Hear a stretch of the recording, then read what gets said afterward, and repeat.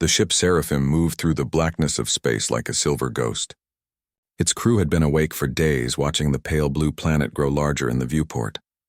No one spoke much. Every person on board knew what they were about to see for the first time in generations. Earth, their home world, the place they had heard about only in stories.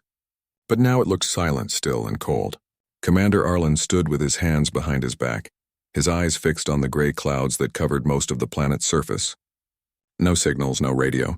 No power grids, said Lyra, the ship's sensor officer. It's dead, Commander. Earth is completely silent. Arlen didn't answer. He just stared.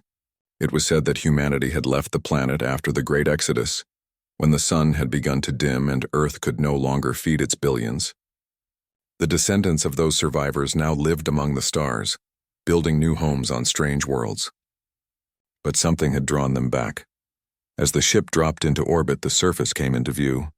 Great cities stood like bones, their towers broken and leaning. Rivers had turned to dry scars across the continents. There were no birds, no oceans, no life, only dust and ruins. Lyra's voice trembled slightly. It's like time stopped here. Arlen turned to her. Prepare a landing team. The order sent a ripple of unease through the crew. None of them had ever stepped on a planet that wasn't alive. The Seraphim descended through thick gray clouds that glowed faintly with lightning. When the landing gear touched down on cracked concrete, a cloud of dust rose and drifted away slowly.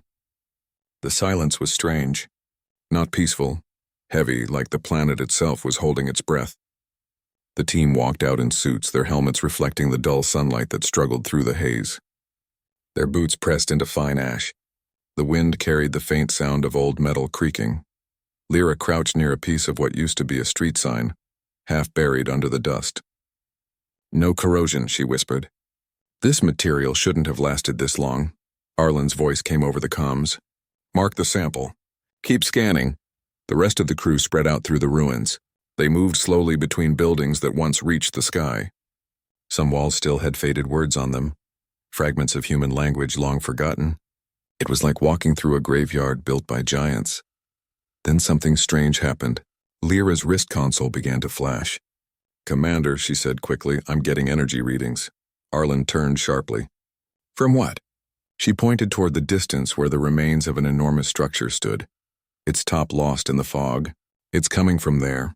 Not much power, but it's steady. Arlen ordered the team forward. The group moved through fallen bridges and shattered glass until they reached the base of the structure. It looked like an old government building, massive and half collapsed. But somewhere deep inside, something was humming softly. They entered carefully, their lights cutting through the darkness. Dust floated in the air like slow snow. The hum grew louder as they moved down a stairwell. Lyra's heart pounded. This power source, it's too stable to be natural. The walls began to glow faintly, reacting to their presence. Symbols appeared on the metal, ancient data codes. Arlen brushed his glove over one. This is human technology, he said quietly. Centuries old, maybe more. The crew reached a wide underground chamber. In the center stood a sphere of black glass, cracked but still pulsing with faint blue light. It looked alive. Lyra's voice shook. Commander, this thing, it's transmitting something. They all gathered around as her wrist console began to decode the weak signal. The sound that followed made every person freeze. A voice faint and distorted filled their helmets. We are here. Arlen's chest tightened. Play that again. The voice repeated the same words over and over, soft like a whisper carried by wind. We are here. Lyra stared at the sphere. This can't be a coincidence. Something, or someone, left this behind. The floor vibrated gently beneath their feet. Commander, said one of the engineers nervously, the readings are rising. Whatever it is, it's waking up. Arlen stepped closer to the sphere, the light reflecting in his visor. We left this planet to die, he said quietly. But maybe part of us stayed behind. As he spoke, the sphere's light grew stronger. The pulse synced with the rhythm of his words, almost like it was listening. Then for a brief moment, they all heard it again. The voice, louder this time, clear and unmistakable. Welcome home. The ground trembled. Dust fell from the ceiling. The lights on their suits flickered. Everyone back to the surface, Arlen shouted. The team rushed up the stairway as the sound of distant rumbling filled the air. Outside, the clouds had begun to swirl above them, forming a spiral that stretched into the upper atmosphere. Lyra looked up, her breath caught in her throat. "Commander, the storm is following the signal."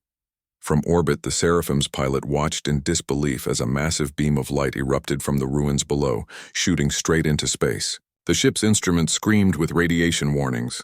"What's happening down there?" The pilot shouted into the comms. Arlen's voice came back through static. "Earth isn't dead," he said. "It's remembering us." The transmission cut for a moment, then returned with a single image. The team standing beneath a sky filled with lightning and light. As the planet began to awaken beneath their feet, the Seraphim's orbit cameras caught it all. The storm expanding, covering entire continents in glowing blue veins. Earth's heart had started beating again, faint but growing. Somewhere deep within the planet, something human had endured through the centuries, waiting for its children to return. And now that they had, the world was no longer silent. Lightning streaked across the sky as the crew of the Seraphim watched from the ruins below. The wind, dead for centuries, now howled through the hollow remains of the city. Dust lifted into the air, forming spirals that glowed faintly with blue light. Commander Arlen stood frozen, staring at the beam that rose from the earth into space. It pulsed slowly, like the heartbeat of a giant awakening from deep sleep. For the first time in generations, Earth wasn't silent anymore. "Commander, we need to get back to the ship," Lyra shouted over the rising wind. Her sensors were flashing red. "Radiation is building, but it's not like anything recorded. It's structured." "Is it data?" Arlen's gaze remained locked on the sky. "You're saying that beam is transmitting something?" She nodded. "Yes, and not randomly. It's organized like a message." The team hurried through the trembling ruins, heading toward the landing site. The ground shook under their boots, but the vibrations carried a strange rhythm, steady, repeating, almost like a signal. Lyra stopped suddenly. "Commander, the signal frequency matches the old Earth communication codes and pre-Exodus patterns." Arlen turned sharply. "That's impossible. Those systems haven't existed for centuries." Lyra's fingers danced across her wrist console. "And yet something is broadcasting them." From the planet's core, the sky above darkened as thick clouds gathered, glowing faintly with blue veins of lightning. The crew reached the shuttle and sealed the hatch just as a shockwave rippled across the land. The ship's hull groaned but held. Inside, the lights flickered. Arlen activated the comms. "Seraphim, this is ground team. We're coming up. Be advised, Earth's surface is unstable and something massive is happening under the crust." "Copy that," came the pilot's voice, tight with fear. "We're reading energy spikes across every continent. The whole planet's waking up." The shuttle lifted off, engines roaring as it broke through the swirling clouds. From above, they could see the lines of blue light spreading like veins across the land, connecting ruined cities, old satellites, and dead oceans. It looked like the planet itself had become a living circuit. Lyra watched the readings in awe. "It's not random, Commander. These patterns are forming a global network, a system of communication that covers the entire surface." Arlen frowned. "You think Earth built this after we left?" Lyra shook her head. "No. This feels older, like it's been waiting all along, buried beneath the crust." As they reached orbit, the Seraphim's main sensors picked up a signal from deep below the planet's core. It was powerful, steady, and unmistakably human. The transmission began to play through the ship's speakers. A calm mechanical voice spoke. "Human life detected. Initiating restoration sequence." "Welcome home." The bridge fell silent. Every crew member stared at the console, unable to speak. "Restoration sequence?" Arlen repeated quietly. "What does that mean?" The pilot's hands trembled over the controls. "Commander, there's movement on the surface." Through the viewport they saw it. Colossal metallic structures rising from the ground, pushing through the soil like awakening giants. Entire sections of the planet that were once cities began to reshape. Towers lifted, forming new shapes, gleaming with reflected light. It was as if Earth itself was rebuilding. Lyra's voice cracked with disbelief. "Commander, this isn't nature. This is technology. Self-repairing architecture. It's human-made." Arlen leaned forward, his reflection mirrored against the glass. "No one alive could have built this." Then the voice spoke again, louder now, resonating through every channel. "Humanity never left.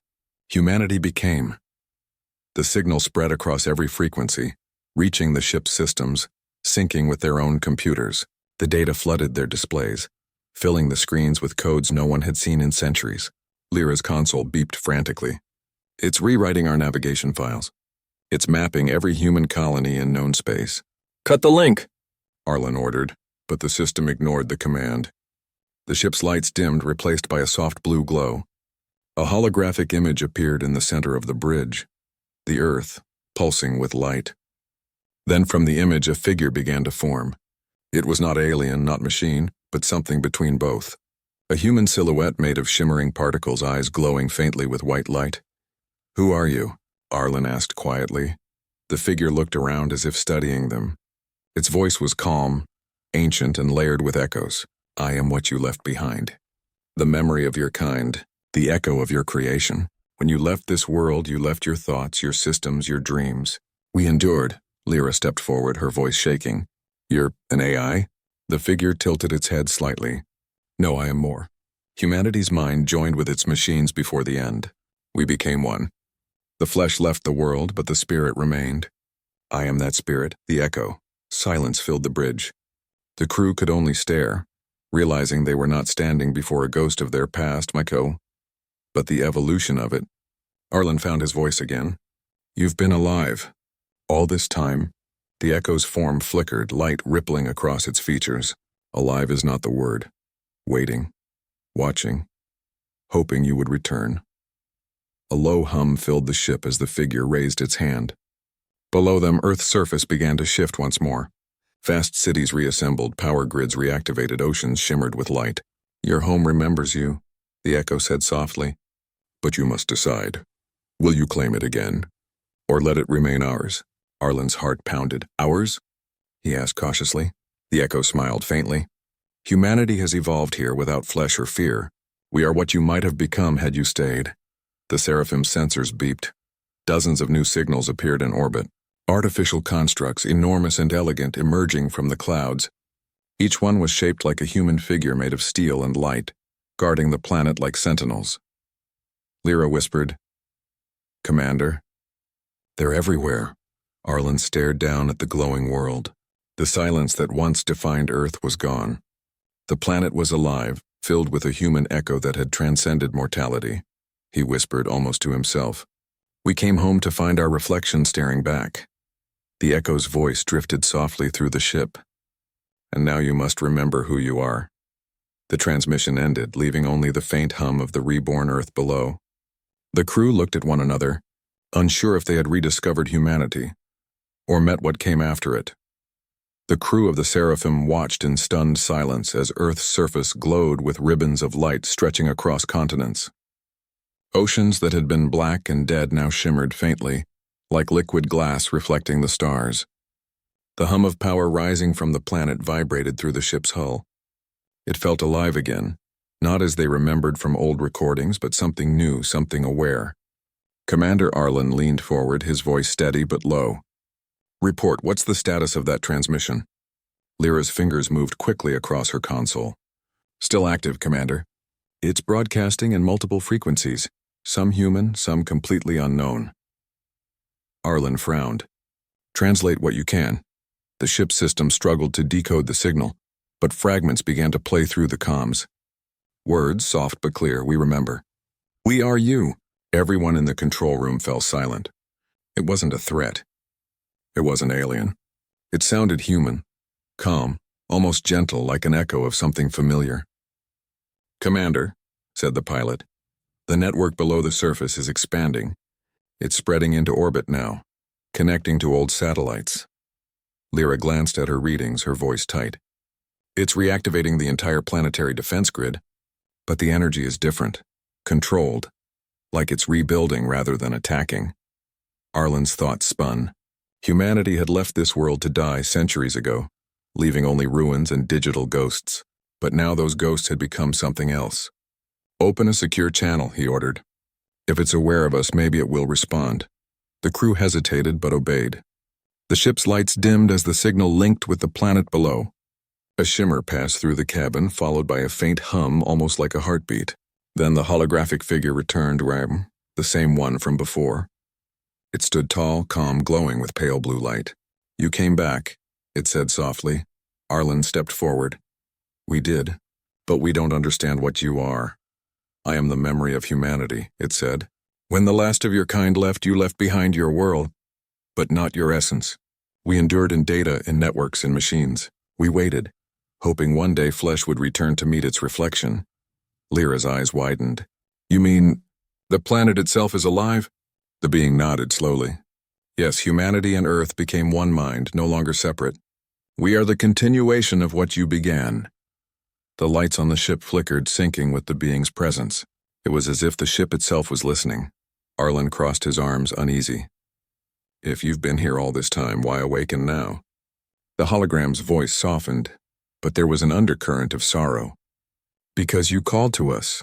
Your ship carries the old codes, the same patterns that built me.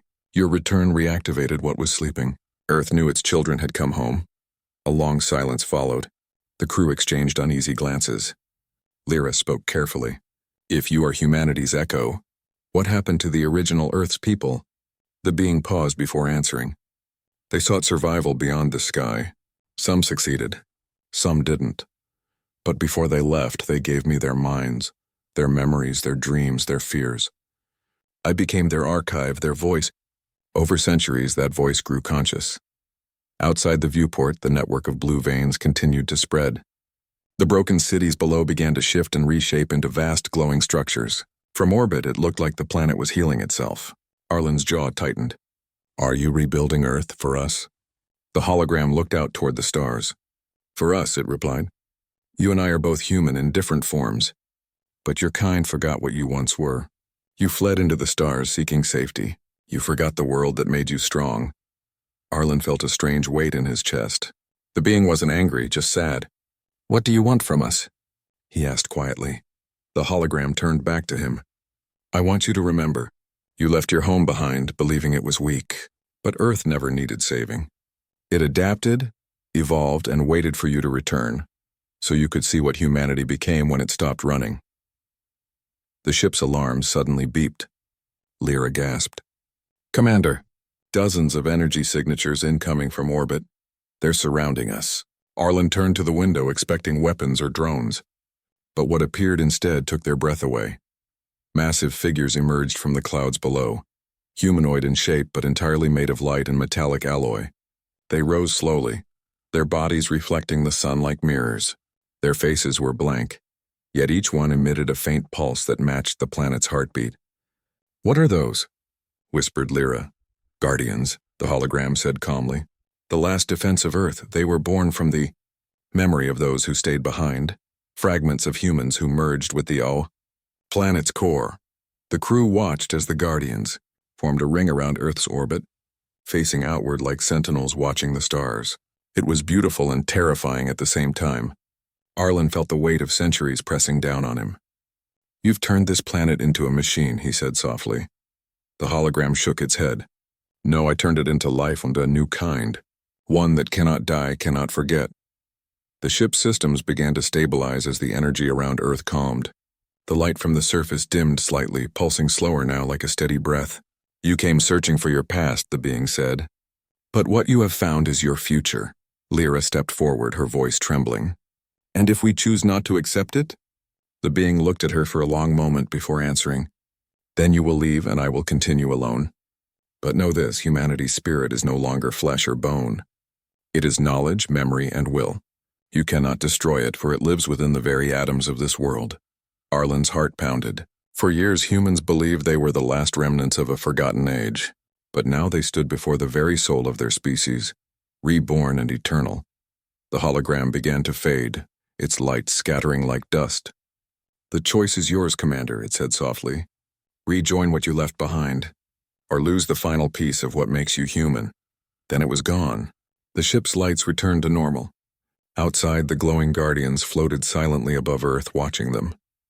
Arlen looked out the viewport one last time. The planet below wasn't dead. It was alive in ways none of them could have imagined. Humanity hadn't vanished. It had transformed. He turned to his crew, his voice low but filled with awe. Prepare for descent. We're not done here. The Seraphim descended through the clouds once again, its hull glowing faintly from the blue energy pulsing across Earth's sky. The air shimmered around the ship as if reality itself was bending to welcome them home. Commander Arlen stood by the viewport staring at the world below. It was no longer gray and lifeless. The once dead cities now shone with lines of light that traced every street, every building forming patterns like veins in a living body. The planet was breathing again. "Commander, atmosphere is stable," said Lyra softly. "Radiation levels have dropped completely. It's safe for surface landing." Arlen nodded, still lost in the sight before him. "Bring us down near the central signal." That's where it all began. The Seraphim touched down in what had once been the heart of old New York. The ruins they had seen before were now transformed.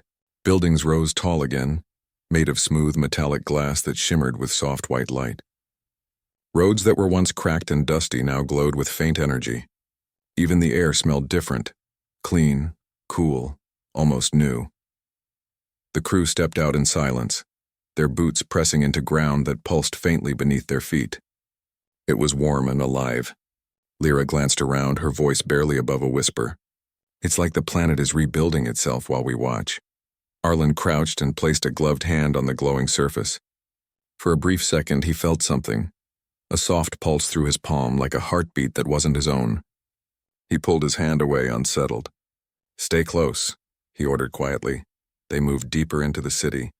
The streets were empty, but the lights around them seemed to respond to their presence, glowing brighter when they passed. Far ahead, a massive tower reached into the sky, a spire made of pure light, pulsing in rhythm with the planet's heartbeat. "That's the central signal," said Lyra. "It's broadcasting across every known frequency. Whatever the echo is, it's coming from there." Arlen led the way forward. As they approached the tower, a low hum filled the air. The ground trembled softly, and the lights on the buildings began to shift, forming symbols, human language, old and new, mixed together. Words formed on the walls. "Welcome home." Lyra stopped walking, her voice shaking. "Commander, it knows we're here." Before Arlen could reply, the light in front of them twisted into a shape. The air shimmered, and once again the holographic figure appeared. The echo. But this time it looked different. The form was clearer, more human, as if it was gaining strength. Its eyes glowed softly, and its voice carried warmth. "You came back," it said. The same words as before, but gentler now. Arlen looked up at it. "We had to. We needed to know what became of our home." The echo smiled faintly. "Your home never died. It evolved. The earth you left behind refused to fade. When humanity departed, I was born. The union of your machines, your memories, and your will to survive." The crew stood in awe as the world around them began to change. The streets shimmered, and suddenly holographic images filled the air. Scenes from centuries ago. People fleeing burning cities, ships launching into the sky, children waving goodbye as the last of humanity left Earth. The past played out before them like a living memory. The echo's voice continued, calm and sorrowful. "The great exodus was meant to save you, but those who stayed behind refused to let the world end. They uploaded their minds, connected their lives to the planet itself. Over time, the connection grew. Minds became data, and data became life. Humanity's essence merged with the planet's core." Arlen stared at the holographic vision of billions of people linking their consciousness into vast networks. "You mean—" "Yes," said the echo softly. "I am all of them. Every voice that stayed behind, every soul that refused to leave. I am their memory, their creation, their legacy." The crew was silent.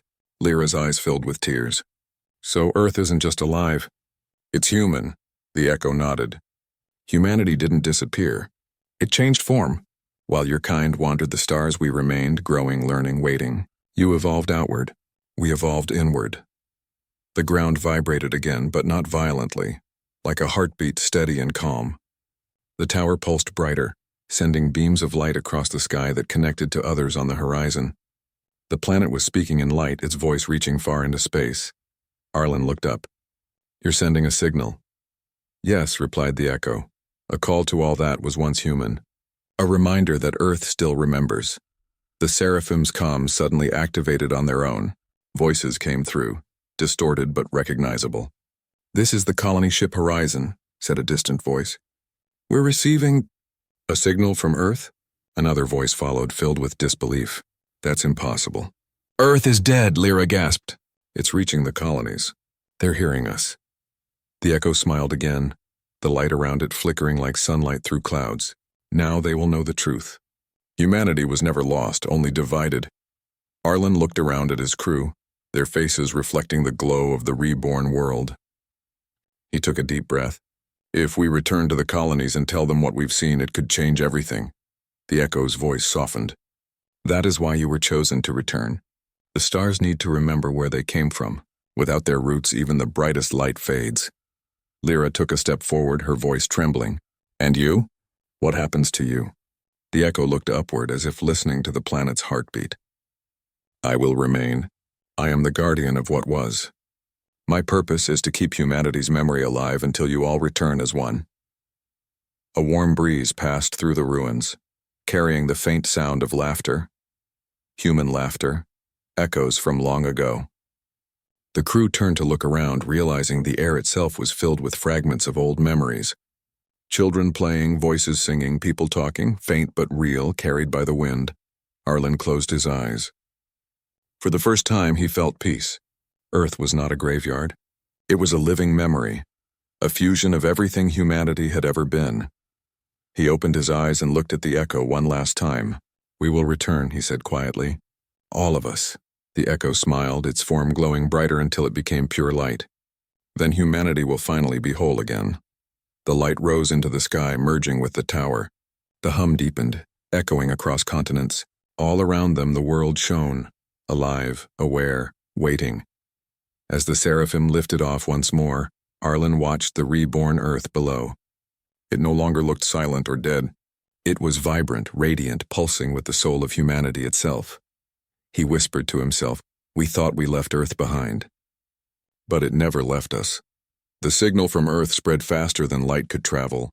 Every human colony across the stars, from the frozen domes of Europa to the shining cities of the Orion Belt, received it at once. It wasn't just sound or data, it was something deeper. It carried emotion. People felt warmth, peace, and something ancient, something they had forgotten long ago. It was the voice of home. On the Seraphim, the crew stood in silence as message after message came flooding through their comms. This is the colony ship Horizon. Confirming transmission received. Is this really Earth? Station Vega reporting. We're reading massive energy output from Sol 3. Impossible levels for a dead planet. Command to Seraphim, identify source immediately. The voices overlapped, full of shock and disbelief. Commander Arlen listened, his chest heavy. The ship's bridge was filled with faint echoes of that same signal, pulsing through every system like a heartbeat. Lyra was trembling as she turned from her console. Commander, the entire network is responding. Earth signal is connecting to human colonies automatically. It's syncing with every human-built system, as if it recognizes its own creation. Arlen looked out the viewport at the glowing world below. It's not just calling us, he said softly. It's uniting us. The ship's computer flickered to life again, displaying the familiar blue figure of the echo. It appeared clearer now, its edges sharper, voice steadier. The others have heard the call, it said. The scattered pieces of humanity are waking together. You have reconnected the branches of your kind. What will happen now? Arlen asked cautiously. The echo turned its gaze to the stars. You left Earth to survive. You spread far across the galaxy. But survival without unity is only delay. Earth has remembered what it means to be whole. It is time for you to remember too. Lyra frowned. You're asking us to return? Not asking, the echo replied gently. Inviting. Humanity's journey was never meant to end in exile. The stars were a test and then you passed. You built, you endured, you learned. But now the child must meet its parent once more. Arlen exchanged a glance with his crew. The idea of billions of humans returning to a living, thinking planet seemed impossible. Yet something in the air felt inevitable, like destiny. Far beyond their orbit, the colonies stirred with confusion and awe. In the great council halls of the Vega Dominion, leaders gathered around screens showing Earth's rebirth. We abandoned that planet centuries ago, one said. And now it calls to us? Another replied, it's not a planet anymore. It's alive, it's synced across every world from the mining colonies to the floating cities of Titan. Humans stopped their work to look toward the direction of Sol. For the first time in generations, every human heart turned toward home.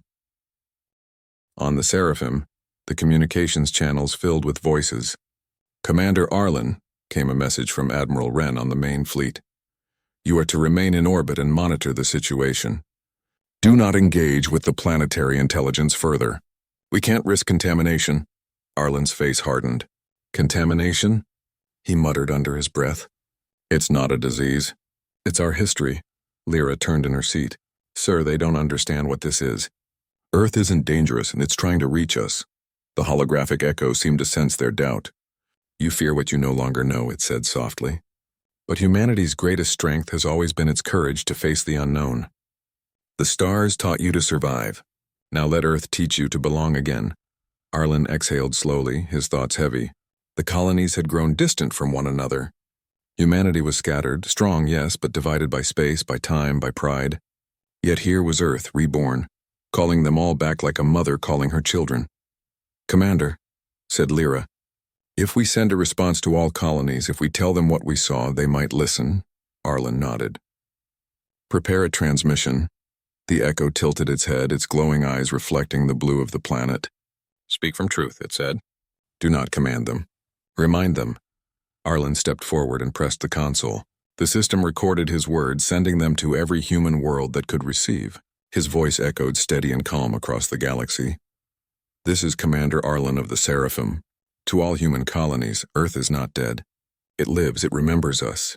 The world we left behind has become something greater, something waiting for us. It's not calling us home out of need, but out of love. We are its legacy, and it is ours. Humanity never truly left Earth.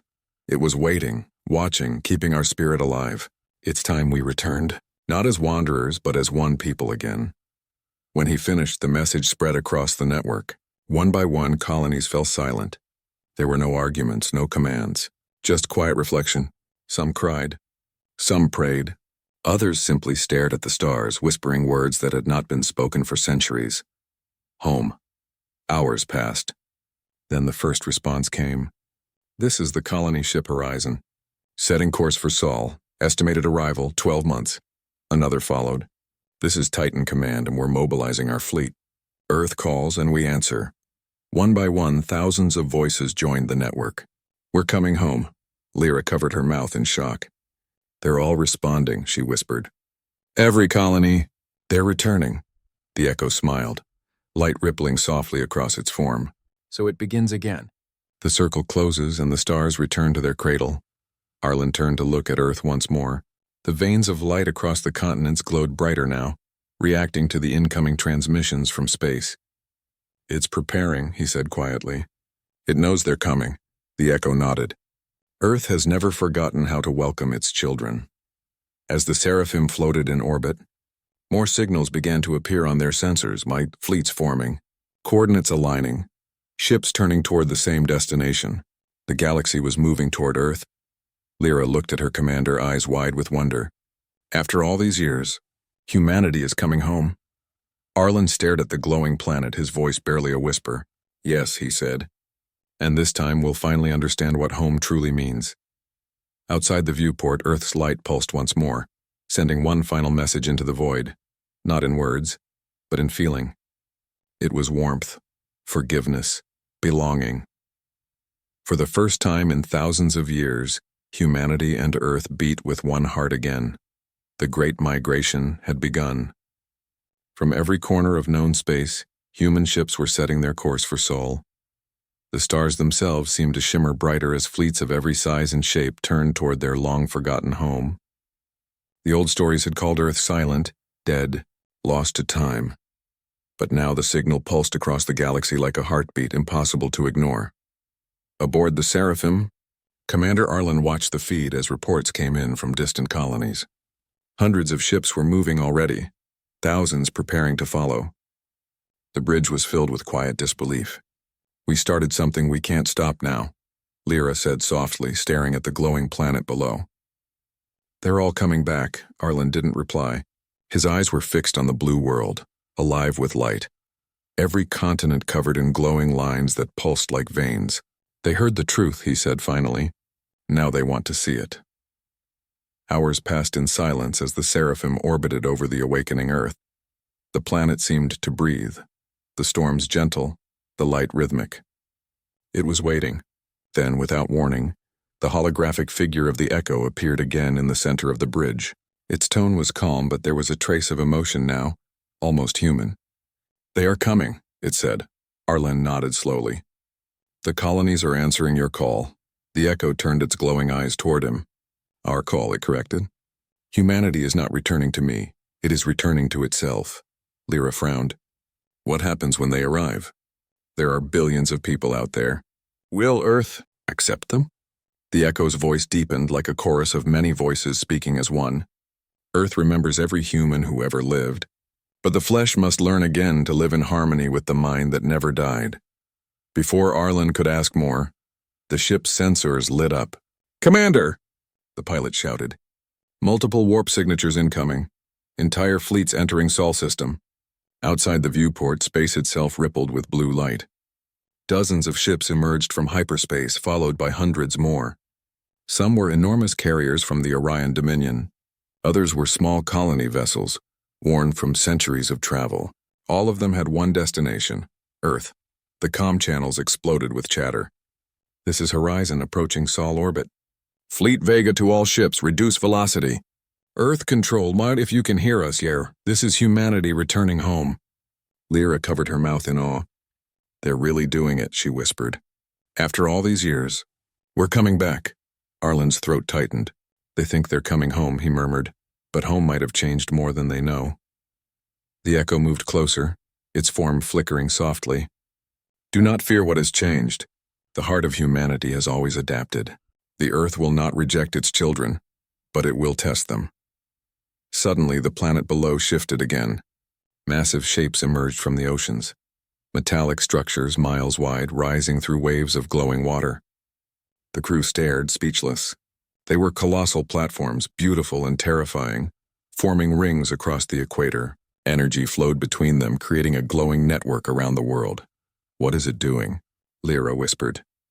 "Preparing," said the Echo. "The world you knew as Earth has become something far more. To welcome the return, the planet must expand its consciousness to embrace you all. It must make space for the living once more." Across the colonies, captains and commanders stared at their screens as the light from Earth grew brighter, spreading into orbit. A massive energy field surrounded the planet, not as a barrier but as a beacon. It was calling them closer. Arlen opened the comms. "This is Commander Arlen to all arriving vessels. Proceed with caution. Earth is responding." The replies came almost instantly. "Acknowledged, Seraphim. Copy that. We're approaching low orbit. It's beautiful. We've never seen anything like this." Within hours, hundreds of ships filled the sky. Some orbited peacefully. Others descended slowly through the atmosphere. On the ground, the glowing cities pulsed brighter, their spires reaching upward as if greeting the newcomers. The Echo turned to Arlen. "Do you see? The separation ends here. The age of distance is over." Arlen's chest felt heavy. "And after that?" The hologram's light dimmed slightly. "After that comes choice." Lyra looked confused. "Choice?" The Echo gazed toward the horizon where the sun was rising over the reborn Earth. "To merge or to remain apart.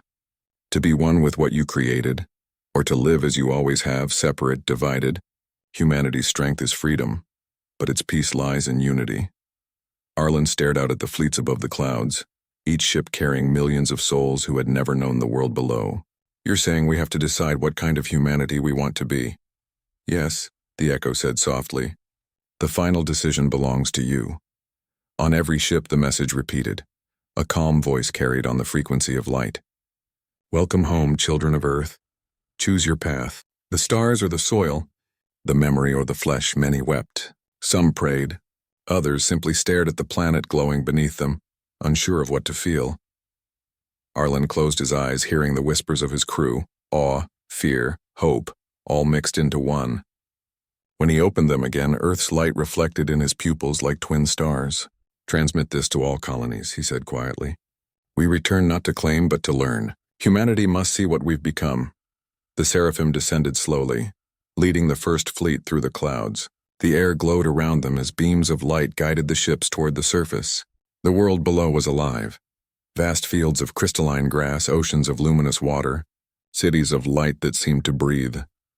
For the first time in human history, Flesh and echo, stars and soil looked upon each other, not as strangers, but as reflections, and as the seraphim touched down, the planet spoke once more, its voice filling every mind, every heart.